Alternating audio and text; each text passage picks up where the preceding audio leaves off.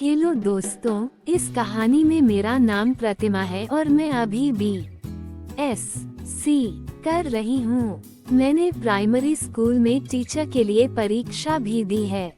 हमारे घर में कुल 4 लोग रहते हैं, मैं, मेरा भाई और मेरे मम्मी पापा। मेरी उम्र अभी 24 साल है। मैं अपने शरीर को भी मेंटेन करके रखती हूँ और रोज सुबह व्यायाम भी करती हूँ, जिससे कि मैं फिट रह सकूं। मेरे भाई की उम्र 21 साल है। हम दोनों एक दोस्त की तरह रहते हैं, जिस वजह से हम दोनों आपस में एक दूसरे की बात भी शेयर करते हैं। एक दिन मैं अपने भाई से कुछ सीक्रेट बातें कर रही थी। मैंने उससे पूछा, राहुल, तुम्हें कोई पसंद है कि नहीं? राहुल बोला, नहीं दीदी, अभी तक ऐसी कोई नहीं मिली। अगर आप जैसी मिले तब तो प्रयास करूँगा। इतने में ही वहाँ पर मम्मी आ गईं और राहुल को किसी काम से बाहर लेकर चली गईं। मेरे भाई के मुंह से आप जैसी बात सुनकर मेरे तो होश उड़ गए थे। मैं बस उसके ही बारे में सोच रही थी। यही सब सोचते सोचते कब मेरी आंख लग गई, मुझे पता भी नहीं चला। फिर जब मैं उठी तो मैंने देखा घर में कोई भी नहीं था। शायद मम्मी और राहुल अभी तक नहीं आए थे। फिर मैं बाथरूम में जाकर नहाने लगी। तभी माँ और राहुल भाई मार्केट से आ गए, तो मैं उसके पास जाकर बातें करने लगी। फिर वह अपने स्कूल चला गया और मैं भी अपने कॉलेज चली गई। मैं अपने कॉलेज में जाकर अपने भाई के बारे में ही सोच रही थी, क्योंकि आज तक किसी ने मेरे को ऐसा नहीं कहा था। फिर तभी मेरी एक सहेली मेरे पास आई और बोली, अरे प्रतिमा, तुम क्या सोच रही हो? इस पर मैं बोली, नहीं नेहा, मैं तो कुछ भी नहीं सोच रही हूँ। फिर मैंने उससे पूछा, नेहा यार, कोई उपाय बताओ कि कैसे पैसा कमाया जाए, क्योंकि अब तो हमारा कॉलेज भी खत्म होने वाला है।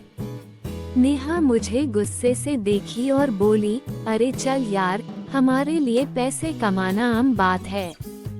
फिर हम दोनों अपने अपने घर की तरफ जाने लगे, क्योंकि हमारा क्लास नहीं चल रहा था। मेरी सहेली अपने घर की तरफ जाने लगी। इधर मैं भी जा रही थी। तभी मैंने रास्ते में अपने भाई राहुल को देखा। मुझे तो उसको देखकर मेरा होश उड़ गया। राहुल अपने साथ किसी को लेकर घूम रहा था। मुझे उस पर काफी ज्यादा गुस्सा आ रहा था, क्योंकि पापा इतनी मेहनत करके पैसा लाते हैं और हमें पढ़ने के लिए देते हैं, लेकिन ये सारा पैसा बर्बाद कर रहा है। फिर मैं उसी गुस्से में घर चली आई और राहुल के आने का इंतजार करने लगी। मैं मम्मी पापा को भी यह सब बातें बताना चाहती थी, लेकिन मैंने नहीं बताया कि शायद उन्हें ठेस पहुंचेगी। फिर शाम के समय जब राहुल घर आया तो मैं उसके कमरे में गई और देखा तो वह टीवी देख रहा था। मैंने उससे पूछा, राहुल, तुम मार्केट में ऐसे क्यों घूम रहे थे? उनके साथ मत रहो, वरना तुम्हें बर्बाद कर देंगे। उसने कहा, नहीं दीदी, मैं तो घूमूंगा। उनके साथ घूमने में काफी मजा आता है और मेरे लिए यही समय है। अब नहीं घूमूंगा तो कब घूमूंगा? वो मुझसे गुस्से में भी बोल रहा था। मैंने उसे बहुत बार समझाया कि तुम ऐसा मत करो, लेकिन वो नहीं मान रहा था। मेरे बहुत कोशिशों के बाद वह बोला, ठीक है, उनके साथ नहीं घूमूंगा, लेकिन मेरी भी एक शर्त है। अगर तुम पूरा करोगी तो मैं उनके साथ रहना भी छोड़ दूंगा। मैं बोली, हाँ, बताओ क्या शर्त है तुम्हारी? तो राहुल तुरंत बोला, जैसे मेरे साथ वह घूमते हैं, अब से तुम मेरे साथ घूमो भी और मेरी जरूरतों को भी पूरा करो। मैंने उससे कहा, नहीं, यह नहीं हो सकता। मैं भला क्यों तुम्हारे साथ घूमने लगूं? तो इस पर राहुल बोला, तो फिर ठीक है, मुझे मत समझाओ। मैं जो भी कर रहा हूँ तुम मुझे मत बोलो। फिर मैं बोली, चलो ठीक है, शाम को सोचकर बताती हूँ। इतना कहकर मैं उसके कमरे से अपने कमरे में चली गई और बैठकर सोचने लगी। अब मुझे पूरी तरह से समझ आ चुका था कि मेरा भाई मुझसे क्या चाहता है। मेरे भाई की कही हुई बातों को सोचकर मेरी टेंशन बहुत ही ज्यादा बढ़ गई थी। मैं अब तक ये सब एक्सपेक्ट भी नहीं किया था कि मेरा भाई भी ऐसा कुछ करने की सोच सकता है। मुझे तो लगा था कि मेरा भाई बहुत शरीफ है और आगे चलकर वह घर वालों का सहारा बनेगा और घर वालों को बहुत अच्छा खासा कमाकर लाकर देगा, लेकिन वह तो अभी से गलत संगत में पड़ गया था। लेकिन यह बातें सुनने के बाद मुझे लग गया था कि मेरा भाई खुद के साथ साथ घर वालों की और मेरी भी जिंदगी खराब करने वाला है। ये सारी बातें सोचकर मेरे दिल की धड़कन इतनी बढ़ चुकी थी कि अगर कोई सामने रहे तो उसे आसानी से सुनाई दे जाए। फिर मुझे कुछ दिन पहले की भी बात याद आ गई कि वह मुझे कैसे देख रहा था। मैं उसको पूरी तरह से समझ गई थी कि वह क्या करना चाहता है। मेरे पास तो बहुत बड़ी समस्या थी कि अब मैं क्या करूं। अगर मैं हाँ नहीं बोलूंगी तो वह उनके चक्कर में बर्बाद हो जाएगा और उसकी पढ़ाई भी खराब होगी। मैं उसे पति पत्नी के जैसे रहने के लिए भी हाँ नहीं बोल सकती, क्योंकि वह मेरा भाई है। फिर मेरे दिमाग में अचानक ख्याल आया कि शायद ये बात घर में ही रहेगी, इससे हमारे घर वालों की जिंदगी भी बची रहेगी और मेरा भाई भी सुधर जाएगा। यही सब सोचते सोचते मैं सो गई। फिर जब मैं सुबह उठी तो राहुल के कमरे में चली गई। शुरू में तो मैंने उसे बहुत समझाया, लेकिन वह मेरी एक भी बात सुनने को राजी नहीं था। फिर मैंने उससे कहा, ठीक है राहुल, मुझे तुम्हारी शर्त मंजूर है, लेकिन चलो पहले हम शॉपिंग करेंगे। फिर मैंने उससे कहा कि यह बात बाहर किसी को पता नहीं लगना चाहिए और तुम किसी के साथ भी आज के बाद मत दिखाई देना।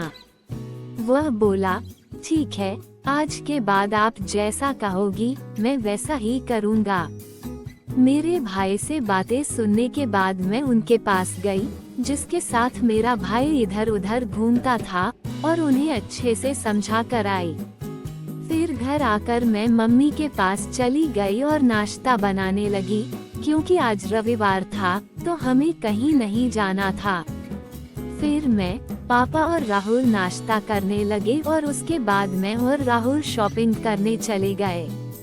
मार्केट जाकर राहुल ने मुझे कपड़ा दिलवा दिया और अपने लिए भी कपड़े ले लिए।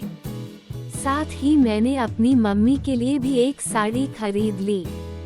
फिर शॉपिंग करके हम एक रेस्टोरेंट में गए और वहां से खाना खाकर घर चले आए। फिर शाम होते ही मेरा भाई राहुल मुझसे कहने लगा, चलो अब अपनी शर्त पूरा करो। तो फिर मैं भी शर्त के मुताबिक अपना काम करने लगी और उस दिन के बाद से मैं राहुल के साथ एकदम पति पत्नी की तरह रहने लगी। मैं उसका एकदम पति की तरह ध्यान रखती थी और वह भी मेरा एकदम पत्नी की तरह ध्यान रखता था। उसके बाद हमारी जिंदगी में जो होना था वह हो गया।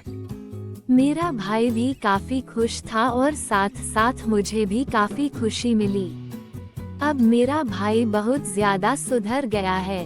वो किसी के साथ घूमता भी नहीं है, सिर्फ पढ़ाई करता है और घर आकर मेरे साथ एकदम पति पत्नी की तरह रहता है। इस तरह से हम लोग खुशी खुशी रहने लगे। मुझे भी मजबूरी में मेरे भाई को इस तरीके से समझाना पड़ रहा था, लेकिन इसमें मेरा कोई भी घाटा नहीं था, क्योंकि अगर मैं उसका ध्यान नहीं रखूंगी तो फिर कौन रखेगा। लगभग 4 महीने बाद मेरा स्कूल टीचर का जॉइनिंग लेटर आ गया और मैं वहां चली गई। अब हमारा परिवार भी अच्छे से चलने लगा था। हमारे घर में सभी लोग बहुत खुश हैं और मेरा भाई राहुल भी अपनी जिंदगी में कुछ अच्छा करने की राह पर चल रहा है। अगर मैंने उस दिन मेरे भाई को नहीं समझाया होता तो वह आज गलत संगत का शिकार होकर होता और खुद के साथ साथ परिवार वालों की भी जिंदगी खराब कर देता। इस तरह से मैं और मेरा भाई एकदम पति पत्नी की तरह रहकर हमारे घर को बचा लिया और आगे तो आप समझ ही सकते हैं। तो दोस्तों, वीडियो अच्छी लगी हो तो चैनल को सब्सक्राइब जरूर कर दें। मिलते हैं अगली वीडियो में, तब तक के लिए love you and take care. धन्यवाद।